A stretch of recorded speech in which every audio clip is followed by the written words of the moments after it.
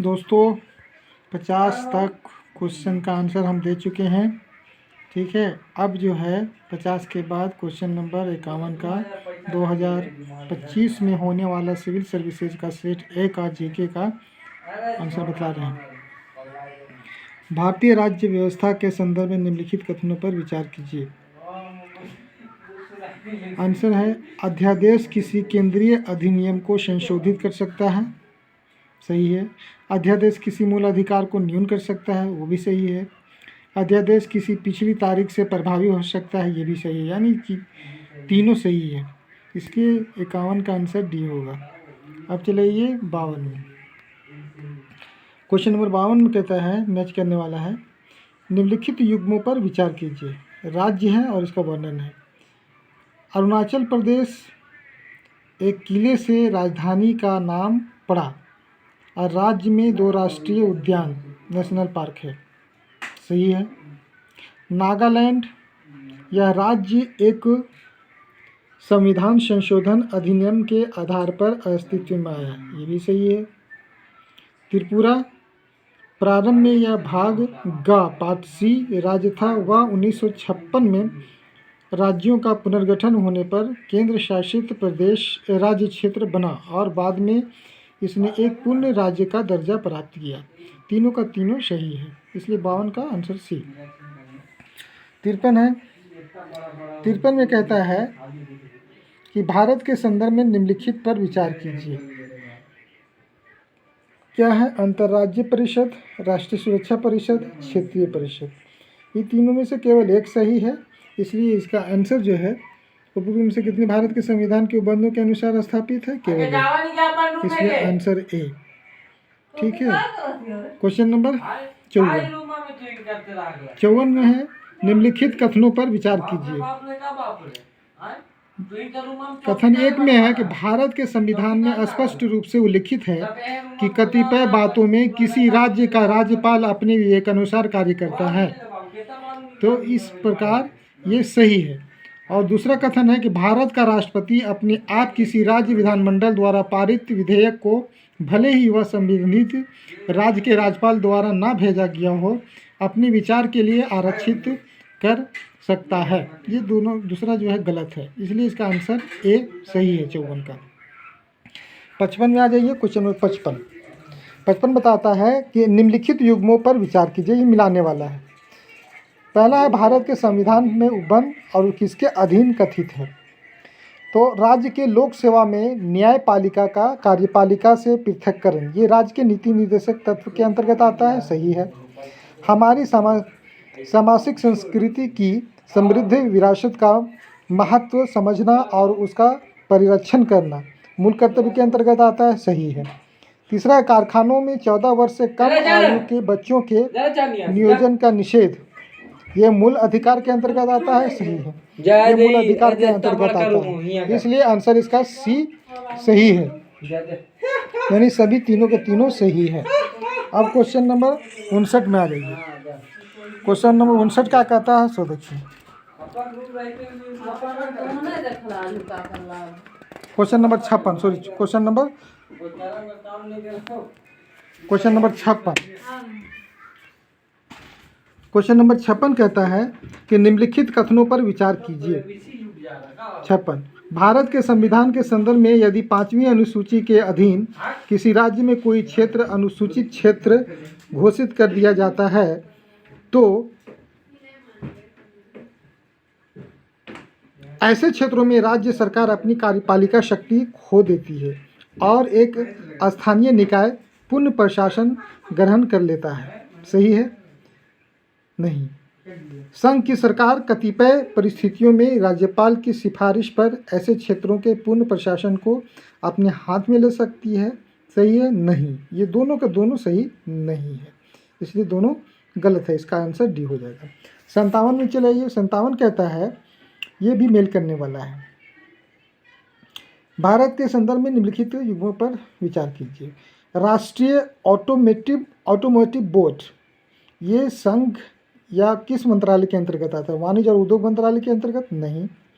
क्वायर board भारी उद्योग मंत्रालय के अंतर्गत आता है? नहीं। राष्ट्रीय व्यापार सूचना केंद्र सूक्ष्म लघु एवं मध्यम उद्योग मंत्रालय के अंतर्गत आता है? नहीं। ये तीनों का तीनों गलत है, इसलिए इसका आंसर डी हो गया। 58 में आ जाइए। 58 कहता है कि भारत के संविधान के अधीन निम्नलिखित विषयों पर विचार कीजिए। 7वीं अनुसूची में सूची 1 संघ सूची है? सही है। किसी राज्य की कार्यपालिका शक्ति का विस्तार? नहीं। राज्यपाल के पद के लिए शर्तें? ये सब नहीं। ये उपर्युक्त में से किसके संबंध में संविधान संशोधन के लिए भारत के राष्ट्रपति को अनुमति के लिए विधेयक प्रस्तुत किए जाने से पूर्व कम से कम आधे राज्यों के विधानमंडल द्वारा अनुसमर्थन उपस्थित है? केवल 1 और 2 सही है इसमें। ठीक है, केवल कथन 1 यानी 7वीं अनुसूची में सूची 1 संघ सूची है और किसी राज्य की कार्यपालिका शक्ति का विस्तार, ये दोनों सही है और बाकी सब तीसरा वाला गलत है, इसलिए इसका आंसर ए हो गया। 59 में चले जाइए। Question number 59। भारतीय राज्य व्यवस्था के संदर्भ में निम्नलिखित कथनों पर विचार कीजिए।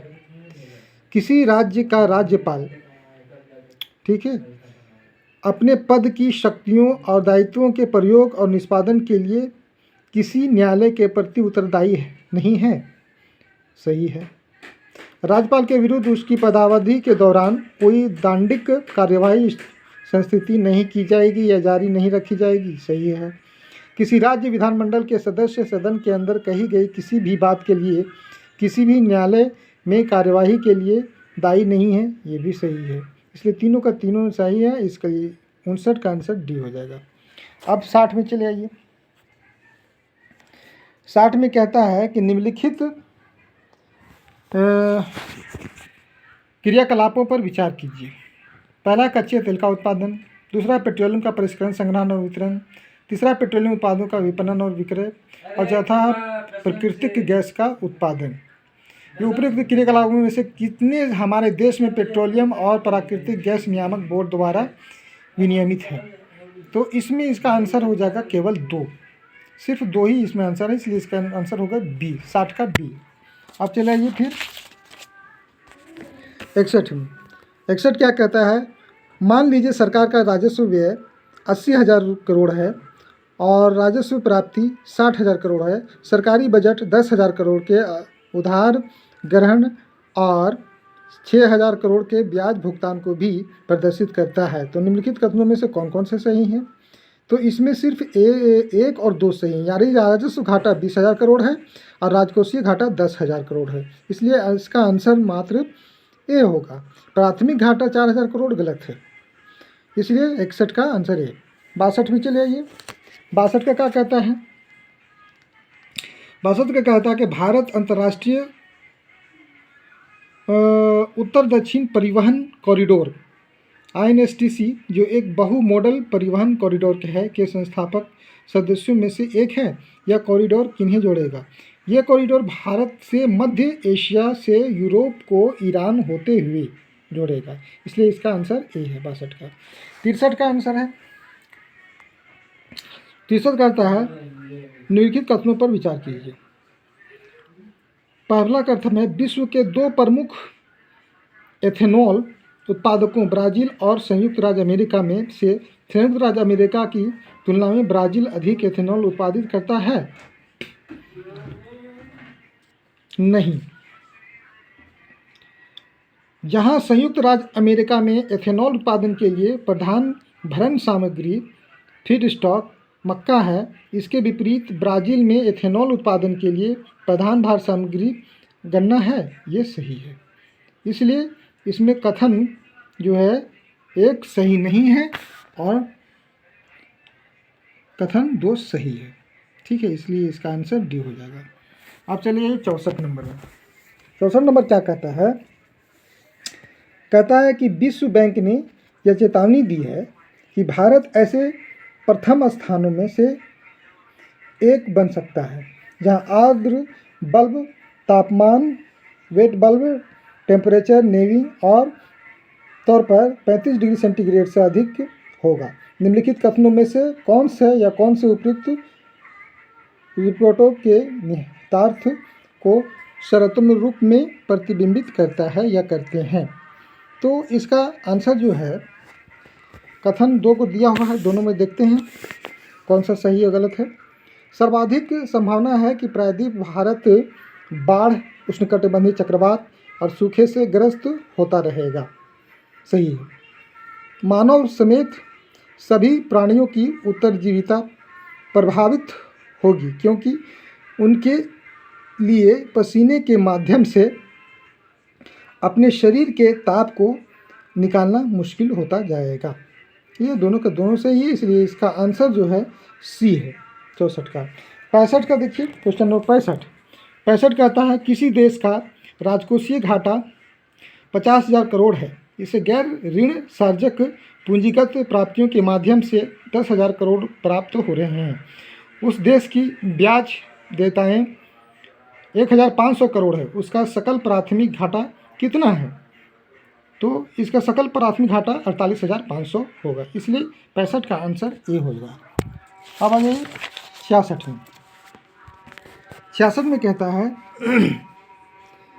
कि भारत के 15वें वित्त आयोग के सिफारिशों के संदर्भ में निम्नलिखित में से कौन कौन से कथन सही है? पहला दिया हुआ है, इसने राज्यों द्वारा शिक्षा प्रणाली में उन्नयन लाने हेतु प्रोत्साहन राशि प्रदान करने के लिए वर्ष 2022-23 से वर्ष 2025-26 तक 4,800 करोड़ के अनुदान की अनुशंसा की है। ठीक है, एक सही है। दूसरा, संघ के करों के निवल आगम का 45% राज्यों के साथ बांटा जाना चाहिए। नहीं, ये नहीं है, ये सही नहीं है। सभी राज्यों के लिए कृषि सुधारों के क्रियान्वयन हेतु निष्पादन आधारित प्रोत्साहन के रूप में 45,000 करोड़ रखे जाएं। ये सही है। इसने राजकोषीय निष्पादन को पुरस्कृत करने हेतु कर प्रयास निकल टैक्स एक्सपर्ट मैक्रोटेरिया को फिर से आरंभ किया। सही है, इसलिए इसका आंसर 66 का सी सही है। 67 में कहता है कि अंतर्राष्ट्रीय पुनर्निर्माण और विकास बैंक IBRD के बारे में निम्नलिखित कथनों पर विचार कीजिए। इसमें कहता है यह मध्य आय वाले देशों को ऋण और गारंटी प्रदान करता है। बिल्कुल सही। दूसरा कहता है यह गरीबी कम करने में विकासशील देशों की सहायता के लिए अकेले ही कार्य करता है। नहीं, बहुत से कार्य लोग कार्य करते हैं, बहुत से हैं संगठन। तो दूसरा गलत है। तीसरा, इसकी स्थापना द्वितीय विश्व युद्ध के उपरांत यूरोप के पुनर्निर्माण में सहायता हेतु की गई थी। सही है, इसलिए पहला और तीसरा सही है, इसलिए इसका आंसर सी सही है। Thank you.